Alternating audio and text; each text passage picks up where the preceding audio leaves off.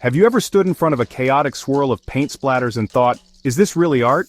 What if I told you that these splatters not only revolutionized modern art, but also hold a deeper mystery? Welcome to Old Topic, where we dig into the forgotten corners of world history.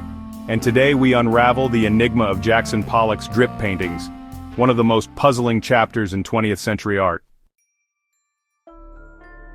Let's go back to the 1940s. The world was still healing from the shock of World War II. America was stepping into its role as a global superpower, not just militarily, but culturally. Amidst this shifting landscape, a quiet, brooding man from Wyoming began splashing paint onto canvases laid flat on the floor of his barn studio.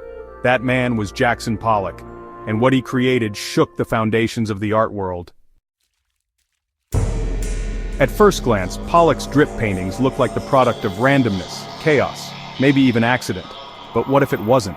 What if every flick of paint, every swirl, every step he took around that canvas was a language, a code, trying to express something deeper than words ever could? You know, Pollock's technique was really radical. Instead of using a brush like most painters, he actually dripped, flung, and poured industrial paint. He painted on the ground, moving around the canvas from all angles. This wasn't just painting, it was performance. It was movement, rhythm, and emotion all captured on a flat surface. So, was this divine inspiration, subconscious genius, or was it something even stranger?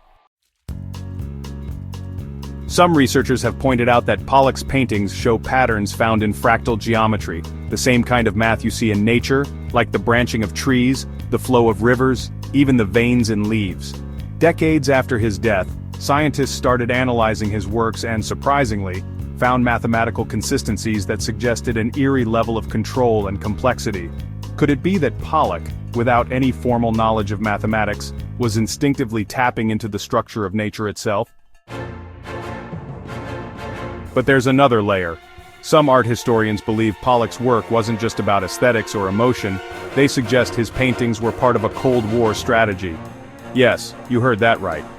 In the 1950s, the CIA allegedly supported exhibitions of American abstract art, including Pollock's work, to show the intellectual freedom of the West in contrast to the strict, controlled art of the Soviet Union. Could Pollock's paintings have been used as soft power weapons in a global ideological war? It gets even weirder. Pollock died tragically in a car crash in 1956, at the age of just 44. But even after his death, the mystery continued. His paintings became icons, symbols of freedom, rebellion, chaos. But with popularity came forgery. Experts began debating which paintings were authentically his. Some forgeries were so convincing that only forensic analysis could tell the difference. Paint samples, brushstroke analysis, even the chemical aging of the canvas, all used to answer one simple question: is this a real Pollock? But perhaps the biggest question is, why does any of this matter? Pollock's work challenges us. It forces us to think differently about art, about control and chaos, about the very act of creation. Was he a genius, a madman, a puppet of political forces, or just a man painting what he felt, without any thought of the revolution he was starting? In the end, the mystery of Jackson Pollock's drip paintings is not just in the technique, or the meaning, or even the political context. It's really in their effect on us. I mean, how can a seemingly random tangle of lines provoke such strong emotions, deep thought, and endless debate?